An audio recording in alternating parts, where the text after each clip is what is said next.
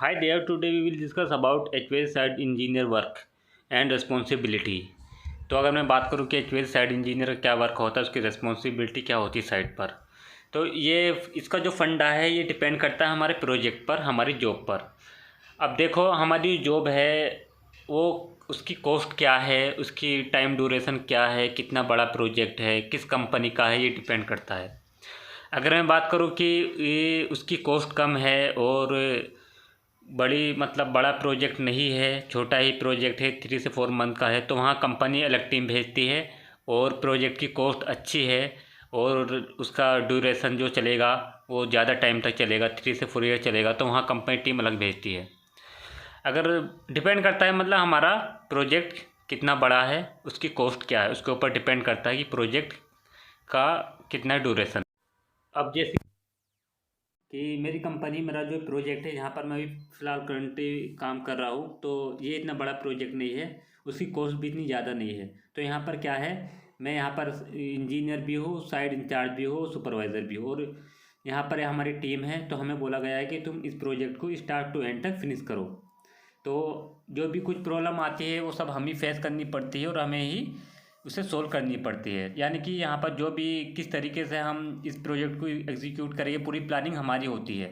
मतलब हमारी जो साइट पर टीम है, हमें इस प्रोजेक्ट को एग्जीक्यूट करना पड़ता है। तो ऐसी ही हमारी कितनी बहुत सारी साइटें, बहुत सारे प्रोजेक्ट होते हैं, 10 to 15। उन प्रोजेक्ट पर ऐसी ऐसी टीम बना करके भेज दिया जाता है कि जाओ भाई अपने अपनी अपना जो प्रोजेक्ट है उसको कम टाइम में फिनिश करो, स्टार्ट टू एंड लेवल तक। वो पूरा तुम्हें ही मैनेज करना है। उसमें क्या मटेरियल लगेगा, क्या होगा, कैसे होगा, मतलब पूरा प्लानिंग तुम्हारी रहेगी। तुम्हें उसे इरेक्शन करना है एज़ पर ड्राइंग। और ये इरेक्शन जो करना होता है पूरा एज़ पर ड्राइंग करना होता है। वहाँ पे जो ट्रबल आएगा सब तुम्हें ही सोल्व करना है, और क्लाइंट से तुम्हें ही डिस्कस करना है, और तुम्हें ही पूरा उसको हैंडल करना है। तो एज ए साइड इंजीनियर में बहुत बड़ा बहुत रोल होता है एक प्रोजेक्ट को स्टार्ट टू एंड तक फिनिश करने का। कि मतलब वो प्लानिंग करता है पूरी प्रोजेक्ट की, रोज़ एवरीडे प्लानिंग करता है कि आज हमें क्या काम करना है, कितना काम फिनिश करना है, और कौन सा काम अर्जेंट है, और क्या मटेरियल की रिक्वायरमेंट है, हमारे पास कितना मटेरियल स्टॉक में है, कितना हमें चाहिए। ये सारी प्लानिंग क्या होती है, ये एक इंजीनियर की होती है। वर्कर क्या होता है, वर्कर को ओनली काम करता है, उसे जो काम बताएगी वह वो काम करेगा, बाकी जो प्लानिंग होगी वो सब इंजीनियर की होगी। और इंजीनियर चेक करता है कि जो हम काम करने वाले हैं वो एज़ पर ड्राइंग करना है हमें, कि हमारा एज़ पर ड्राइंग काम क्या है नहीं किया है। Outdoor indoor as per drawing installation क्या है नहीं किया है। डक्ट साइज जो है वो एज़ पर ड्राइंग बना है कि नहीं बना है। ये सब चेक करने का काम जो होता है ये एक इंजीनियर का होता है, एक साइड मैनेजर का और एक साइड इंचार्ज का और साइड इंजीनियर का। ये सारा सब क्वालिटी चेक करना ये इंजीनियर का काम होता है। अगर मैं वर्कर की बात करूँ, वर्कर क्या है, वर्कर काम कर देगा और उसकी क्वालिटी चेक करना इंजीनियर का काम होता है कि उसने किस तरीके से कॉपर पाइप क्या है, उस पर किस तरीके से उसने जॉइंट मारा है। ये सब काम क्या होता है, वर्कर का होता है। और सबसे इम्पोर्टेंट बात है, जब भी हम वर्क स्टार्ट करते हैं इंडस्ट्रियल प्रोजेक्ट में, तो वहाँ पर क्या होता है, हमें वर्क परमिट भरना पड़ता है। हमें किस तरीके से वर्क परमिट भरना है, हमारा आज क्या प्लानिंग है, क्या काम करेंगे, तो इसका एक परमिट होता है जो हमें फिल करना होता है। ये इंडस्ट्रियल प्रोजेक्ट में होता है। तो वहाँ पर हमें बिना वर्क परमिट के हम काम नहीं कर सकते, क्योंकि एक तो सबसे पहले हमें वर्क परमिट लेना होता है इंडस्ट्रियल प्रोजेक्ट में काम करने के लिए, जो भी हम काम करेंगे। और हमें यहाँ पर सेफ्टी का बहुत ज़्यादा ध्यान रखना पड़ता है। सेफ्टी में रह कर के काम करना होता है, ताकि हमारा काम जो है। सेफ्टी क्यों ज़रूरी होता है, सेफ्टी इसलिए ज़रूरी होता है क्योंकि हम किसी की जान लेकर के काम नहीं करना चाहते। अगर वो हमारे अगर हम हमारा काम करते हुए किसी की जान चली जाती है तो वो हमारे लिए यूज़लेस काम है। और हमें क्वालिटी चेक करना है, क्वालिटी भी हमें इस तरीके से चेक करना है। अगर कोई काम सेफ्टी फॉलो कर रहा है लेकिन क्वालिटी के साथ काम नहीं कर रहा, तो वो काम भी हमारे लिए यूज़लेस है। तो हमें इन दोनों फैक्टर को ध्यान में रखना होता है। इन दोनों फैक्टर को कंसीडर करके हमें साइट पर काम करना होता है कि हमारा सेफ्टी में रह करके हम क्वालिटी के साथ काम करें। और ये बहुत ही इंपॉर्टेंट फैक्टर है दोनों एचवीएसी इंजीनियर के लिए। तो एचवीएसी इंजीनियर क्या है, इन दोनों फैक्टर को कंसीडर करना होता है। इन दोनों फैक्टर को, ये बहुत ही इंपॉर्टेंट दोनों फैक्टर है साइट पर काम करने के लिए।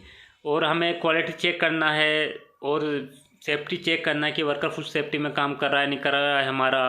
और हमारा जो डक्ट पीस है वो एज़ पर ड्राइंग है नहीं है, जो भी डक्ट बना रहा है, जो भी ऐसी लगा रहा है, एचयू हमारा एज़ पर ड्राइंग है नहीं है, क्या साइज है ड्राइंग में, और हमारा एक्चुअल में हमारा साइड क्या बना है, वर्कर किस तरीके से काम कर रहा है। ये सब ध्यान रखना होता है एचवीएसी साइड इंजीनियर को।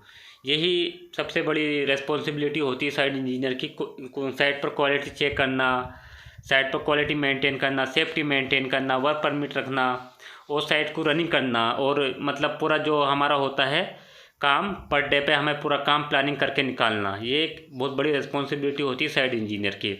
और अपना जो प्रोजेक्ट है उसे और अपने प्रोजेक्ट को डेडलाइन से पहले फिनिश करना।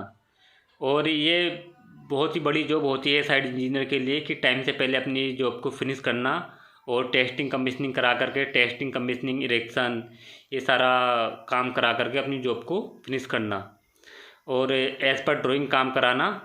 और उसे क्लाइंट से मोम होता है, जब हमारा पूरा काम कंप्लीट हो जाता है फिर एक मोम बनता है, मोम पर साइन कराना, ये रिस्पॉन्सिबिलिटी होती है साइट इंजीनियर की। यानी कि अगर बोलो तो साइट इंजीनियर का पूरा ओवरऑल इसमें रोल होता है कि किस तरीके से साइट को हैंडल करना है, कि वर्कर कहाँ रहेंगे, उनका रूम का अरेंजमेंट कैसा रहेगा, आने जाने का रूम का अरेंजमेंट कैसा रहेगा, हमारे पास कितना मटेरियल स्टॉक में है, कितना मटेरियल हमें हमारा कल जो हमारा प्लानिंग करेंगे हम काम की उसमें हमारा क्या क्या मटेरियल लगेगा, ये सब वर्कर से डिटेल लेनी होती है। अगर हमें नहीं पता है तो तुम्हें क्या क्या रिक्वायरमेंट की ज़रूरत है और तुम्हारे पास कितना मटेरियल स्टॉक में अभी है जो तुम्हारे काम के लिए अवेलेबल है। हमें एक दिन पहले ही सारी प्लानिंग करनी होती है, वर्कर से पूछना होता है कि तुम्हें कोई मटेरियल की ज़रूरत तो नहीं है, जो हमारे पास स्टॉक में है वो सफिशेंट है नहीं है, पूरा हो जाएगा नहीं हो जाएगा।